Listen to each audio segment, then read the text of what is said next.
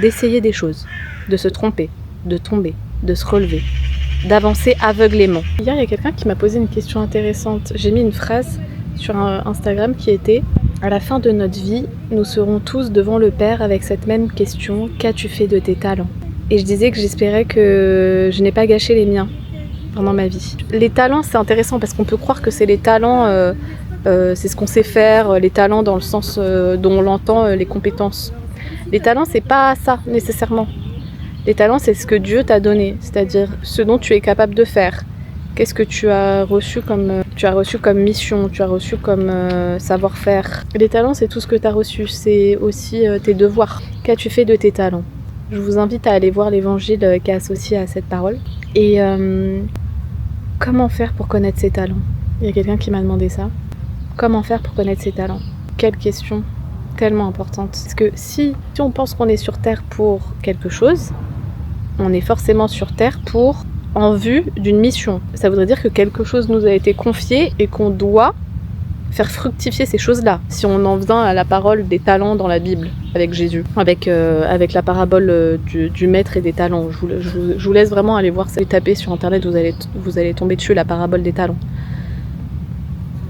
Dans cette parabole, il est question de recevoir des talents et de les faire fructifier, de les faire grandir. Pourquoi ?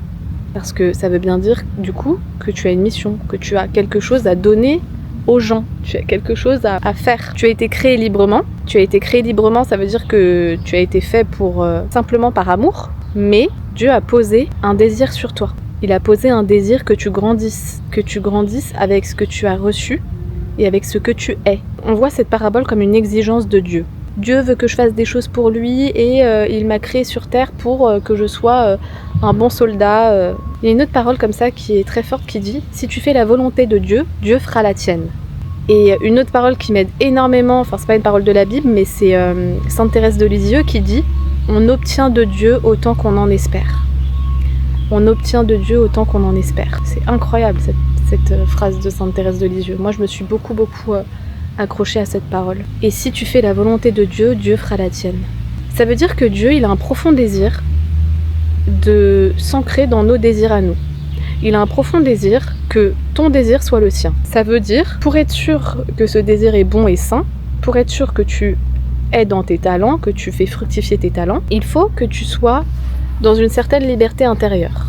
Et très souvent, on pense que ce qui nous fait plaisir, c'est ce qui est bon pour nous. On pense que c'est ce qui nous fait plaisir, c'est notre mission finalement. C'est ah ben moi j'ai envie de faire ça, donc c'est bon pour moi. Il y a une grande différence entre faire ce dont on a besoin et faire ce que l'on veut. Et donc je voudrais revenir à cette question qui est comment savoir ce que je dois faire finalement, comment savoir quelle est ma mission, quels sont mes talents. J'ai dit plusieurs choses à ce garçon. J'ai dit, premièrement, moi c'est comme ça que j'ai compris, c'est qu'il faut essayer. Il faut accepter d'essayer des choses, de se tromper, de tomber, de se relever, d'avancer aveuglément.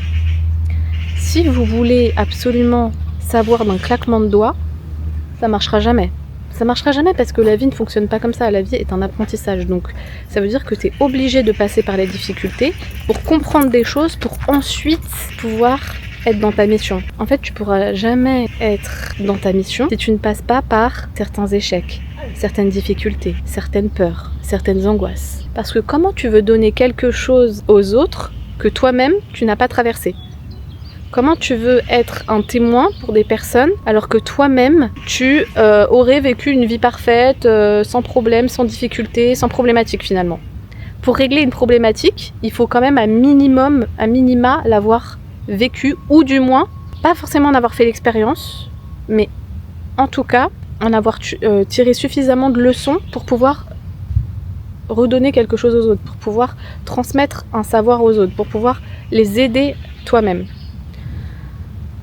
Donc il faut faire la différence. Ça ne veut pas dire forcément que tu dois avoir vécu tous les drames du monde, mais je pense sincèrement que ce qui t'a impacté dans ta vie, ce qui a été difficile pour toi dans ta vie, va être un tremplin dans ta mission. Donc identifier ce que tu as pu traverser dans la vie, qui a été difficile, qui a été peut-être pas forcément difficile, mais en tout cas, là où tu as vu que toi-même, ça t'a aidé. T'es pas obligé d'être un grand brûlé pour voir ça, mais en tout cas, si on résume simplement, c'est j'ai eu une problématique, comment je l'ai réglée ? Première chose.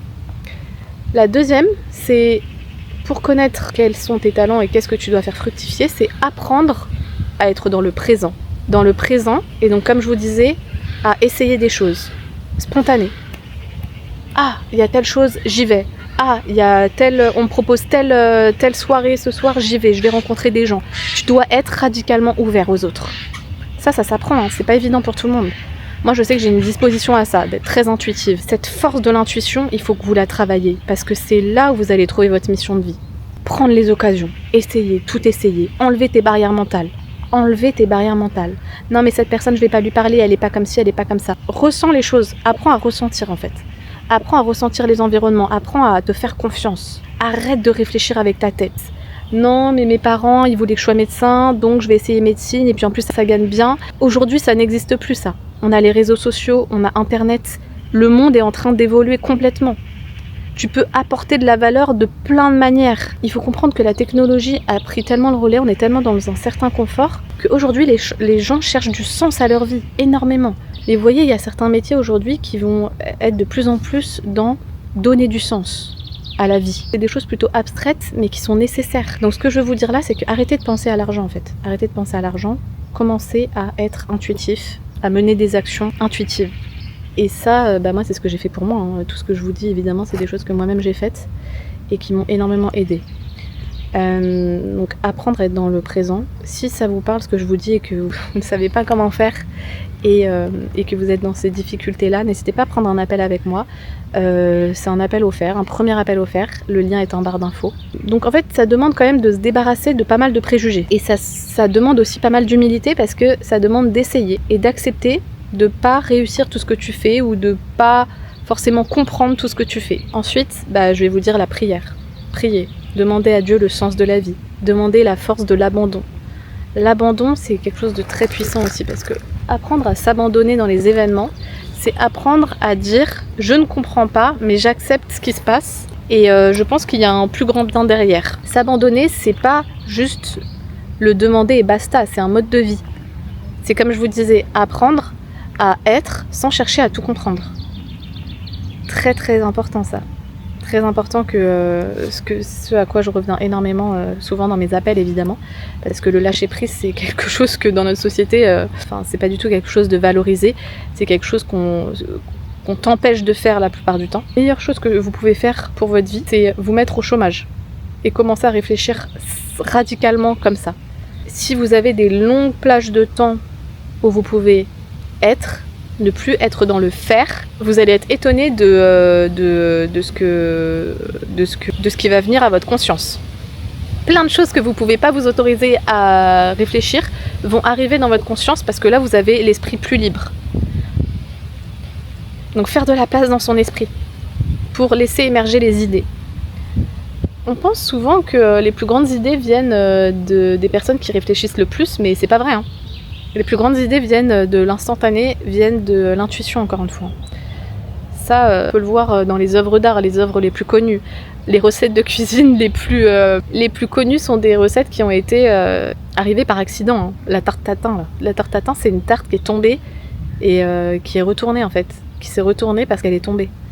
C'est devenu la tarte tatin. La tarte tatin, c'est une des pâtisseries les plus connues au monde. Non mais je vous dis n'importe quoi là qui me vient dans la tête, mais souvent ce qu'il faut voir c'est que les plus grandes idées ne sont pas issues forcément des esprits les plus réfléchis, ne sont pas issues forcément d'une analyse extrêmement poussée, mais plus de l'intuition. Ce que vous voulez faire dans la vie, vos talents, c'est souvent ce que vous avez toujours été. Il y a une phrase comme ça qui moi m'a énormément parlé, c'est « ce que vous voulez faire dans la vie, c'est ce que vous avez toujours été ». En CP, je me vois encore prendre mes copines par le bras dans la cour de récré et leur demander de me raconter leurs difficultés, leurs histoires. Et moi, je commençais à tout décortiquer. J'étais en CP. Et j'étais comme ça déjà, en fait.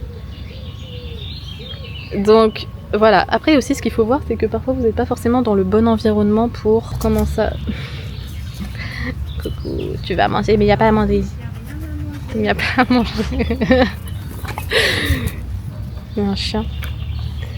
Non, c'est pas grave. Vos talents, ce que vous savez faire, ce que vous pouvez apporter au monde, vient très souvent de vos plus grandes faiblesses. de vos plus grandes difficultés, de ce dont vous avez honte. Un poisson qui est dans le sable ne peut pas nager et ne peut pas se sentir heureux. Donc si vous êtes dans un environnement où tout le monde n'arrive pas à voir votre talent, mais le voit comme un problème, vous allez toute votre vie croire que en fait c'est pas un talent et c'est un problème à éradiquer. J'ai une capacité à dire les choses qui est tellement forte que j'ai très souvent gêné les gens.